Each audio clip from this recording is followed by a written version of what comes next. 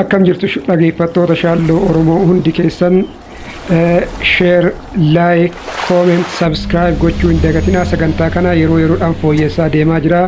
Share, like, comment, subscribe gochuun keessan immoo kana caalaa jabeessee akka hojjedhuu fi sagantaa biraallee akka dabaluu na taasisa waan ta'eef share, like, comment, subscribe gochuu hin dagatinaa isiniin jedha.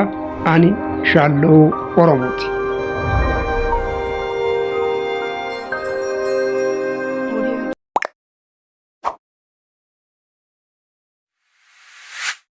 Akkam jirtu har'a ji'uun 14 jechuudha. Waa'ee hamster kombaa baay'ee jala bu'ee hordofee isin biraan gahaa jira waan ta'eef isin subscribe, share, like, comment gochuu hin dagatinaa isiniin jedha jechuudha. Hamster kombaan akkuma isin beektanitti yeroo ammaatti mala onlaayinii qarshii ittiin dalagannu keessaa isa tokko waan ta'eedhaa fi guyyaa guyyaadhaan taaskiiwwan inni nuu kennuu fi hojiiwwan inni nuu kennuu fi akkasumas taap gochuudhaan kooyiniiwwan walitti qabnee kooyiniiwwan saniin immoo profit par hawrii kenna guddifachaa akka itti deemnu fi dhumarratti immoo yeroo inni eeyyama nuu kennetti akka itti gurgurannu waan ta'eef hundi kenna cimnee jechuudha. Waan kana sirriitti hojjechuu danda'uu qabna.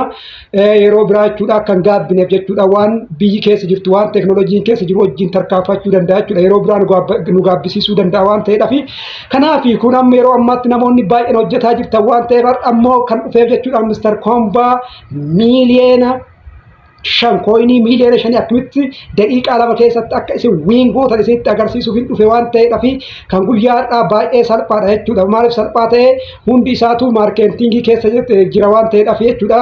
Waa sadii isaaniitu maarkeetingii keessa jiranii maayinii galtanii maarkeetingii galtanii sadii isaanii maqaa isinitti eegadheen boodatti gara jalaatti gadi bu'ee isinitti kan agarsiisu ta'a. Sadiin isaaniitu jechuudha. Tokkoffaa game with wife talking kan jedhudha. Inni lammaffaan immoo marginal trading sartiidha. Inni sadaffaan immoo trading bootidha jechuudha. Kana sadiini jala gadi bu'eetiin isinitti agarsiisa. Haga dhumaatti na hordofaa. Subscribe, share, like, comment gochuu immoo hin dagatinaa. Irratti maal goonaa mining kan jedhu jira. Ishee isinitti agarsiisa. Mining akka ishii namni hin beekne yoo jiraattan ishee kana jechuudha. Ishee kana gadi qabnee irraa inaan hubanee jira. Samii keessatti maal goonaa game with talking kan jedhu game wife with talking kan jedhu jechuudha. Game wife is talking kan jedhu jechuudha. Ishee kana jechuudha. Maal gootanii yeroo haga inni isinii banutti ishee kana go ahead jettuun jechuudha. Yoo hin boodatti maal godhaa anaan manaa banee jira waan ta'eef akkasitti nama banaa deema jechuudha.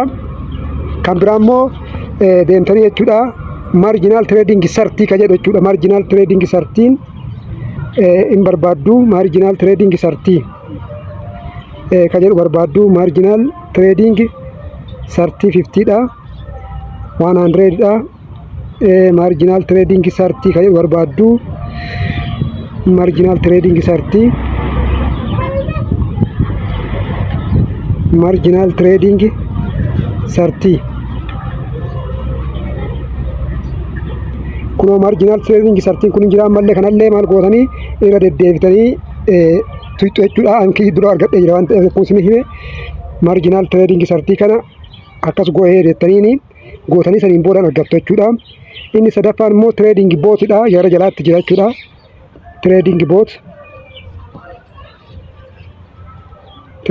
boot kan jennu jechuudha. Ishee kana jechuudha. Kunoo trading bootii akkas gootu saniin boodatti maal argattu miiliyoona 5 ni argattu jechuudha.